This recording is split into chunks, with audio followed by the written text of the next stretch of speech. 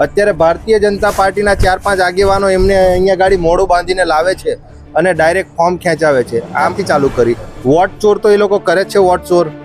હવે આ ઉમેદવારોની ચોરી કરવાનું ચાલુ કર્યું છે. એમણે નવું લઈ આવ્યા છે. આજે સ્થાનિક સ્વરાજ્યની ચૂંટણીના ફોર્મ ખેંચવાનો છેલ્લો દિવસ છે, ત્યારે નર્મદાના રાજપીપળા મામલતદાર કચેરી ખાતે આજે ભારે ધમાચકડી અને હાઈ વોલ્ટેજ ડ્રામા સર્જાયો હતો, જેમાં કથિત રીતે થયેલા આક્ષેપો મુજબ ભાજપના કાર્યકરો કોંગ્રેસના મહિલા ઉમેદવારને ગાડીમાં બેસાડી તેમનું ફોર્મ પાછું ખેંચી લેવા માટે દબાણ કરીને લઈ આવ્યા હતા, પરંતુ કચેરીમાં હાજર કોંગ્રેસ અને આપ નેતાઓ આ જે પ્રયાસ છે તેને નિષ્ફળ બનાવ્યો છે અને ત્યારે ભારે બોલાચાલી અને ધમાચકડી સર્જાઈ હતી. ત્યારે પોલીસ કાફલો પણ દોડી આવ્યો હતો. વિગતે વાત કરીશું આ વિડીયોમાં.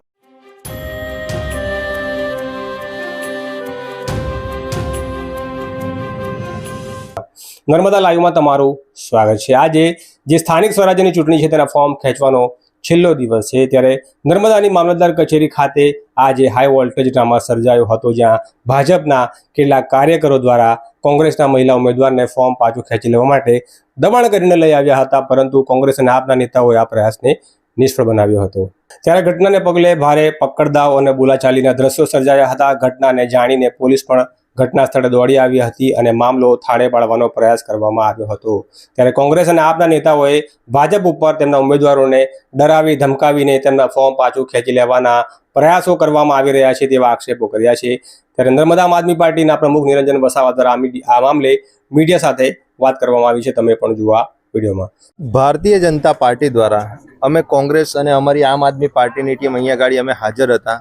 આમ આદમી પાર્ટીના પણ 3 થી 4 કેન્ડિડેટો તાલુકા પંચાયત અને જિલ્લા પંચાયતના એ કેન્ડિડેટોને ભારતીય જનતા પાર્ટીના આગેવાનશ્રીઓ દ્વારા એમને મેન્ટલી ટોર્ચર કરી અને એમને 24 કલાકથી એ ક્યાં છે અમને પણ પોતે ખબર નથી. અને સાથે સાથે અત્યારે જ નૈનાબેન આશીષભાઈ વસાવા જેઓ ઉમેદવાર નાંદોદ તાલુકાની ઉમરવા સીટના બેઠકના ઉમેદવાર છે, એ પણ 24 કલાકથી કોંગ્રેસના જે આગેવાનો છે એમને શોધી રહ્યા હતા.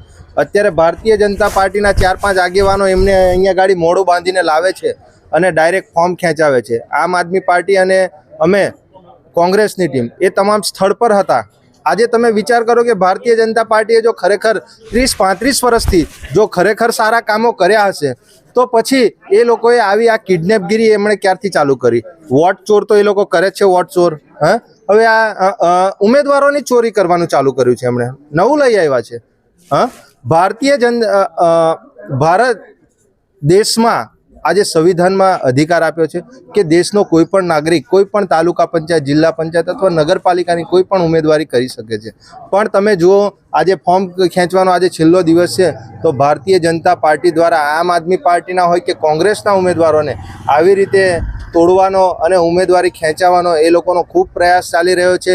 આજે અમારા નાંદોદ તાલુકાના પ્રમુખ છે, એમના ઘરે પણ નગરપાલિકાના આગેવાનો 100 થી 150 માણસો એમના ઘરે ગયા. રાત્રે મને પણ 2-3 વાગ્યા સુધી મારા ઘરે આવી અને કે પેલી સીટના ઉમેદવારોને ખેંચાઈ લો, અમારો આખું રાજકીય કરિયર ખતમ થઈ જશે. તો ભારતીય જનતા પાર્ટી જો તમે ખરેખર સારા કામો કર્યા છે તો તમારું કરિયર કઈ રીતે ખતમ થશે? હમણાં જે મહિલા ઉમેદવાર છે એમનું ફોર્મ અત્યારે યથાવત છે, બરાબર. બીજા પણ આમ આદમી પાર્ટી અને કોંગ્રેસના ઉમેદવારો હજુ પણ ભારતીય જનતા પાર્ટીના આગેવાનોના હજુ પણ એમના સાથે છે. હા, એટલે મારે તો નર્મદા જિલ્લાની પોલીસ, જિલ્લા પ્રશાસન, ચૂંટણી અધિકારી ને કહેવું છે કે ચૂંટણી કોઈ પણ પક્ષના કોઈ પણ પાર્ટીના ઉમેદવારો ઉમેદવારી નોંધાવી શકે છે. એમને ડરાવવા ધમકાવવાનું જે આ ષડયંત્ર ભાજપ તરફથી જે થઈ રહ્યું છે, એવા લોકો પર કડકમાં કડક કાર્યવાહી કરવામાં આવે, એમના પર એક્શન લેવામાં આવે. આજે કોઈ પણ વ્યક્તિને 24 કલાક સુધી આજે કિડનેપ કરી લે, પોલીસ પણ આજે 24 કલાકમાં જામીન આપી દે છે. તો આવા લોકોને તો મોડું બાંધીને અહીંયા ગાડી લઈને આવવું પડે છે. ચૂંટણી અધિકારી સાહેબશ્રીને હજુ અમે મળ્યા નથી, પણ એમને પણ અમે મળીને એમને જણાવશું કે આ રીતની આ ઘટનાઓ નર્મદા જિલ્લામાં થાય છે તો એ ના થવી જોઈએ. અને ભાજપ હોય, કોંગ્રેસ હોય કે આમ આદમી પાર્ટી હોય કે અપક્ષ હોય, કોઈ પણ વ્યક્તિ ખૂબ સારી રીતે ચૂંટણી લડો, 10 દિવસમાં ચૂંટણી પતી જશે. પણ આ કિડનેપ કરવાની જે પ્રથા છે એને જરા બંધ કરો એવી નિરંજનભાઈ વસાવા, નર્મદા જિલ્લા પ્રમુખ તરીકે નમ્ર વિનંતી છે. તો આ જ પ્રકારના ન્યૂઝ અને અહેવાલ માટે નર્મદા લાઈવની આ ચેનલ સાથે જોડાયેલા છે.